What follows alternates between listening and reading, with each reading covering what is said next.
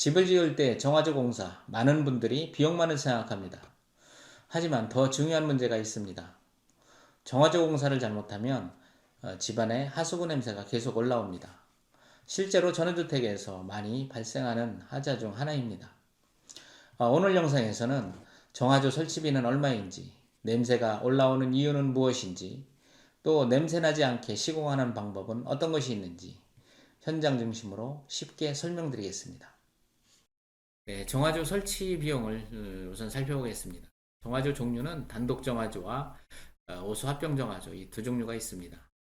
이 정화조가 설치하지 않아도 되는 지역들은 오수관로가 묻혀 있어서 오수관로로 연결만 하면 되는 그런 지역 이런 것도 요즘은 많이 있고요. 정화조로 보자면 우선 두 종류로 한번 보도록 하겠습니다. 단독 정화조와 오수 합병 정화조 이렇게 나눌 수 있는데 단독 정화조는 5인용 이렇게 나누고 오수 합병 정화조는 3톤으로 나눕니다. 이 5인용은 뭐 1년 동안 5명이 사용할 수 있는 걸 기준으로 하는 거고 이 3톤은 하루에 처리 물량을 이렇게 하는 겁니다. 그래서 좀 이 기준이 틀립니다. 1년 단위, 이건 하루 단위 이렇게 틀리고요. 이 정화조 값이 단독 정화조는 65만원, 오수합병 정화는 250만원, 화갑이 포함해서 이렇게 됩니다. 작년까지만 해도 이 합병 정화조가 150만원이었는데 올해부터 크기도 더 커지고 법이 바뀌었습니다. 그래서 비용이 더 늘어났죠. 그리고 시공비는 뭐 똑같이 포크레인 70만원, 인원 두 사람이 와서 뭐 최종 매놀 등 뭐 이렇게 하면 단독 정화조일 때 한 225만원 정도, 오수 합병일 때는 한 410만원.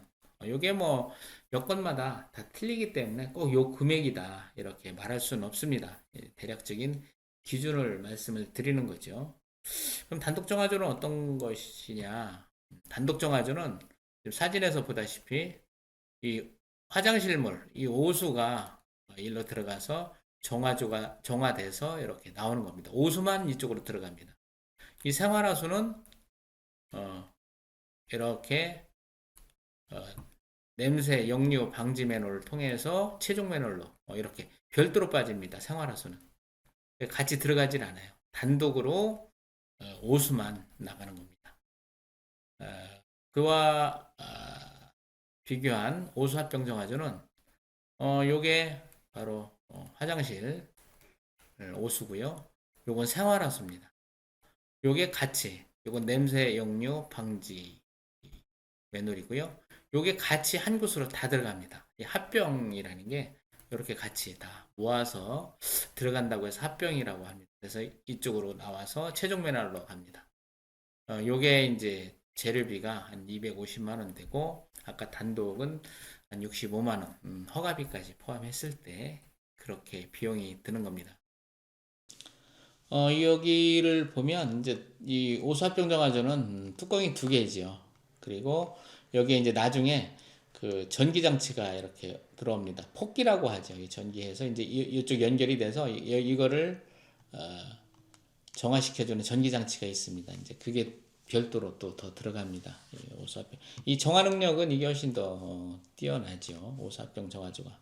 그래서 이것은 뭐 도면에 이렇게 표기가 되어 있습니다. 여기는 오수합병 정화조로 하시오. 여기는 단독 정화조로 하시오. 이렇게 되어 있습니다. 이걸 임의로 뭐 오수합병 정화조를 표기가 되어 있는데 단독 정화조로 설치하거나 이건 뭐 되지 않습니다.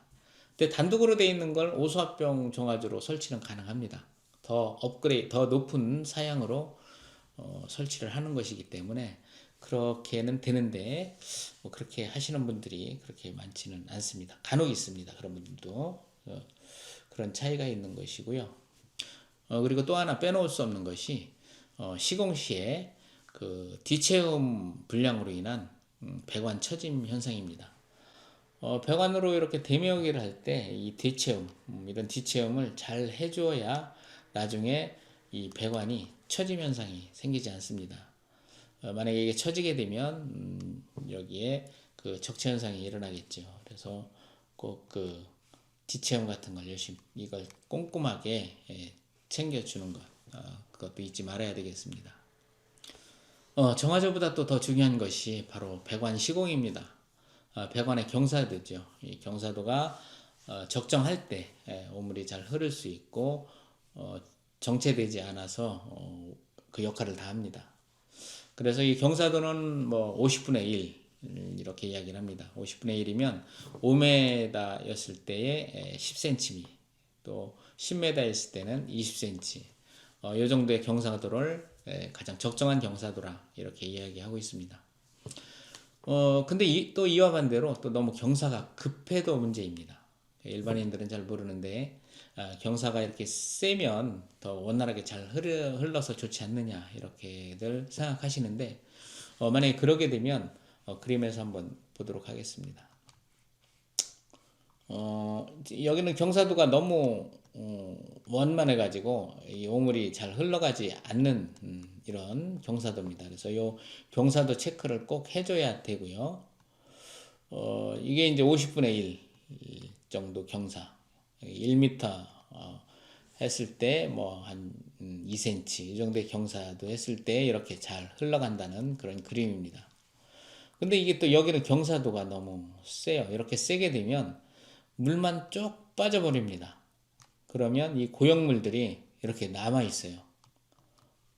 그럼 물만 빠지는 경향이 있으니까 이 고형물들이 나중에 적체가 돼서 막히는 그런 문제가 생깁니다. 막혀서 또 냄새가 올라오고, 그래서 경사도가 완만해서도 안 되고 또 너무 심해서도 안 됩니다. 그래서 적정한 50분의 1 정도의 경사도를 유지하는 것, 이게 또 상당히 중요한 그런 문제입니다. 그리고 하수구 냄새가 많이 올라오는 그런 이유 중 가장 중요한 것 하나가 그 냄새 역류 방지 매너를 설치하지 않아서 그렇습니다. 냄새 역류 방지 매너는 무엇인지 한번 보도록 하겠습니다. 여기서 보시면 바로 요게 냄새 역류 방지 매너입니다. 요게 이제 생활 하수가 나오는 거죠.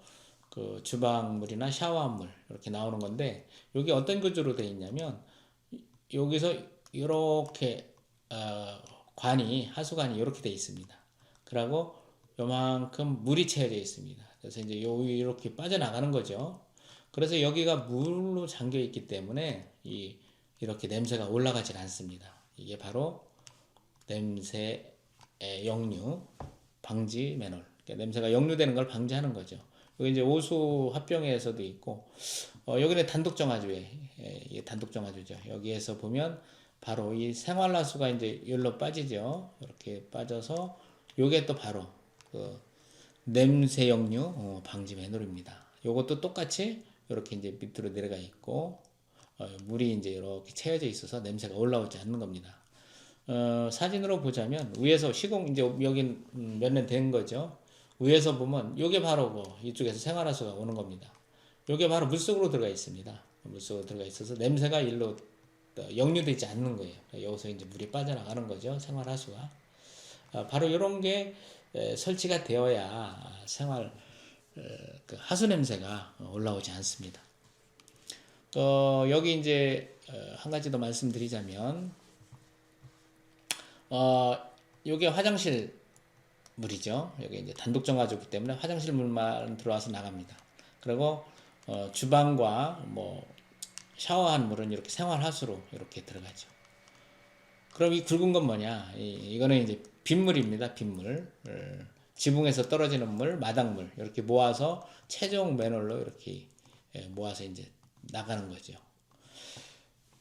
지금 여기 보면 배관이 좀 복잡하죠. 여기 땅이 워낙 좁고 여건이 상당히 그 어쩔 수가 없이 이렇게 배관이 복잡하게 나오는 여건입니다. 근데 되도록이면 될 수 있으면 이렇게 단순하게 배관이 나올 수 있도록 일자로 배치해서 쭉 빠질 수 있는 이런 여건이 되는 땅이라면 꼭 이렇게 시공을 하는 것이 훨씬 좋습니다. 그래서 배관은 단순할수록 막힘이 없고 하자가 없는 거죠.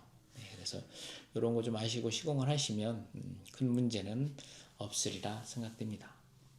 오늘은 전원주택 정화조 시공비, 또 하수구 냄새가 올라오는 원인, 냄새가 올라오지 않게 하는 방법 등을 알려드렸습니다. 원래는 골조공사 편을 올려드리려고 했는데 시공 순서상 정화조가 먼저라서 이 내용을 먼저 설명드렸습니다. 집 지을 때 꼭 알아야 할 정보들을 현장 중심으로 알려드리는 채널이니 구독해 놓으시면 집 지으실 때 많은 도움이 됩니다. 다음은 제5편 골조공사 편으로 찾아뵙겠습니다. 네, 감사합니다.